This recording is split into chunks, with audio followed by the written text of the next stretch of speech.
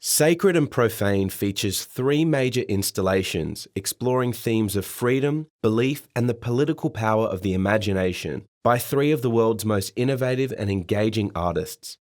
Each work is a bold, immediately captivating aesthetic statement, and each delivers qualities that will continue to play in your mind.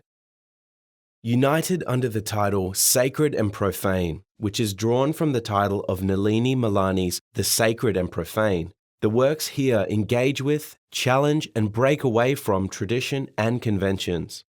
Each artist plays with meanings and messages to rethink certainties of history and belief in order to open up new understandings of the past and new possibilities for the future. Yang Zhichao, Chinese Bible. Yang Zhichao is a Chinese performance artist known for his work exploring the body as a way to creatively express his ideas and thoughts about the tension between self and other, how the body is shaped by political ideals, the relationship between the body and nature and technology, the concept of time, and the direction of contemporary art.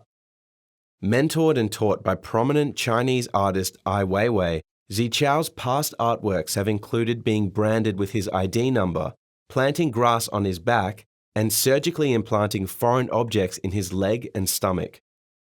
The artwork Chinese Bible is an installation containing 3,000 used diaries and notebooks made between 1949 and 1999, the first 50 years of communist rule in China.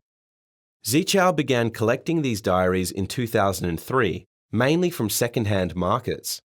The books were either distributed to people in their workplaces or bought from shops, so there is a variation of diary type on display.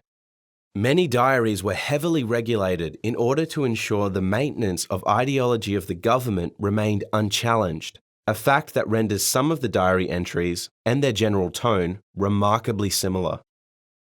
Chinese Bible is about representing, therefore, a shared history by showing individual stories and can be thought of as an imaginary performance between Zhichao and the 3,000 collaborating citizen artists that took some 50 years to create.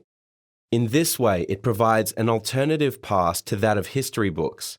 It asks us to consider whether these varied records of ordinary people's lives present a more honest account of the communist rule in China than a conventional public historical account. Think of your diary or personal record. How would you feel to have what you wrote decided for you? Would you be happy to share the contents within an artwork? Jitish Kallat. Public Notice 2. Jitish Kallat works in a variety of media, including painting, sculpture, photography, installation, and multimedia. In his artworks, Kallat reflects a deep connection with his city of birth, Mumbai, as he responds to a bustling, energetic, multisensory environment as well as its layered history. To date, Public Notice 2 is one of 3 works using the format of public address that addresses a belief in the power of joint action and democratic processes. In Public Notice 2, 2007, Kallat uses Gandhi's speech made on the 11th of March 1930 on the eve of the Salt March, also known as the Dandi March. The 24-day, 386-kilometre march was a non-violent protest against the salt tax that forced Indian citizens to buy into British-managed production of salt for British profit by banning traditional methods of salt collection. Gandhi chose the salt tax to protest with as he understood the substance to be fundamental for human functioning and therefore would be able to interest the support of Indians across class and religion. In Kallat's powerful installation, Gandhi's words stare back at us like discarded relics. In this move, Kallat's unearthed words ask us to make a decision. Do we bring the words to life or leave them unwanted on the shelf? Kallat does this to comment on today's global terror situation, suggesting that the ideas and examples of past thinkers and activists such as Gandhi might help us to make a more peaceful future. Nalini Malani, The Sacred and Profane. Nalini Malani's art practice uses a range of new media to examine issues of identity, gender, and racial inequality. These ideas run through much of her artwork, whilst the medium she uses often changes.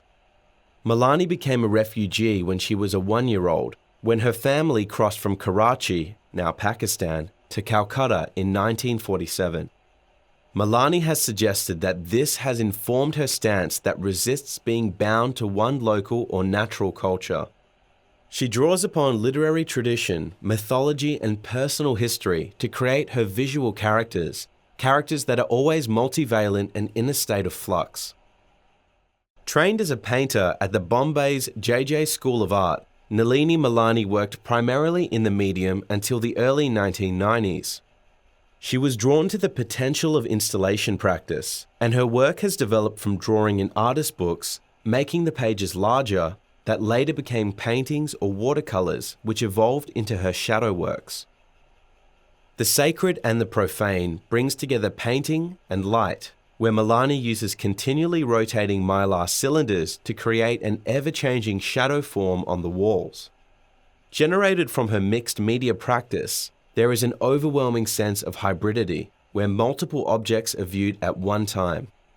By using unpredictable media in her work, such as light and movement, we might wonder whether it is possible to see the same moment within the artwork twice.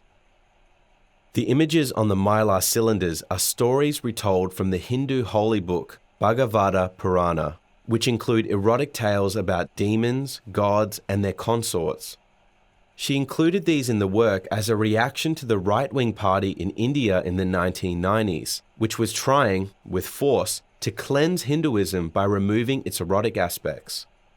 To form the story's characters and bring them to life, she draws from a combination of Tibetan prayer wheels, South Indian reverse painting, and the tradition of Kallat painting.